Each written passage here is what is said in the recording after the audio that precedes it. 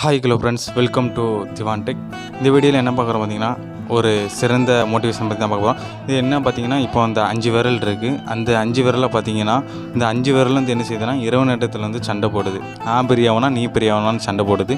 அப்படி பார்க்கும்போது பார்த்தீங்கன்னா, இந்த கட்டை விரல் இருக்குல்ல, அந்த கட்டை விரலை வந்து பிடிக்கிறதுக்கு வந்து தேவைப்படும். இப்போ பார்த்தீங்கன்னா, பிடிக்கும்போது நான் தான் பெரியவன் அப்படின்னு சொல்லுது. அதுக்கடுத்து 2வது விரல் இருக்குல்ல, ஆள்காட்டி விரல். இந்த விரல் என்ன பண்ணுது பார்த்தீங்கன்னா, நான் வந்து நீ வந்து பிடிக்கிறதுக்கு தான் உதவுதா, நான் வந்து யாருனாலும் காமிக்கிறதுக்கு, அதாவது அடையாளம் காமிக்கிறதுக்கு நான் தான் இந்த விரல் தான் உதவுதேன் அப்படின்னு இந்த நான் ஆள்காட்டி விரல் வந்து சொல்லுது. அதுக்கடுத்து இந்த நடுவிரல் பார்த்தீங்களா, 3வது விரல். நடுவிரல் வந்து என்ன சொல்லுதுன்னா, நீங்கள் வந்து எல்லா விரலும் சின்னதாக இருக்குது, என்னோடய விரல் மட்டும்தான் கொஞ்சம் பெரிய விரலாக இருக்குது, அதனால் நான் தான் பெரியவன் அப்படின்னு சொல்லுது.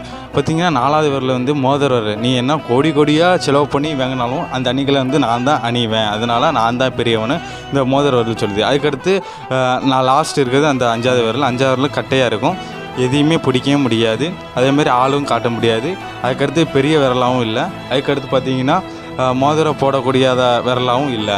அப்போ நான் எதுக்கு இனி படைச்ச இறைவன் அப்படின்னு கடவுள்கிட்ட வந்து இந்த எனக்கு லாஸ்ட் விரல் வந்து சண்டை போடும்போது, நீ உனக்கு வந்து என்ன சிறப்பு இருக்குன்னா, நீ வந்து என்ன செய்யுதுன்னா, நீ வந்து வணக்கம் போடு, நீ தான் முன்னாடி தெரிவ அப்படின்னு சொல்லும்போது அது வந்து ரொம்ப சந்தோஷப்படுது. பார்த்தீங்கன்னா இப்போ வணக்கம் போடும்போது இந்த லாஸ்ட் விரல் தான் முன்னாடி தெரியும். அப்போனா எல்லாருக்கும் அந்த 5 விரல் என்ன சண்டை போடுது, நான் தான் பெரியன்னு சொல்லுது. அப்போனா எல்லாத்துக்கும் ஒரு சிறப்புகள் இருக்குது, அது வந்து நம்ம தான் வெளிக்கொண்டு வரணும். ஏன்னா நம்மளுக்கு வந்து எல்லா திறமைகள் இருக்குது, ஆனால் நம்ம வந்து என்ன செய்யணும், வெளிக்கொண்டு வரமா இருக்கும், அப்படியே இருக்கும். அதனால் இந்த இது மூலமாக உங்களுக்கு வந்து நான் சொல்ல வேண்டியது வந்து, நீங்கள் வந்து உங்களோட திறமை வந்து வெளிப்படுத்துங்க, அதுதான் உங்களோட தனித்துவம் அப்படின்னு சொல்லி முடிச்சுக்கேன்.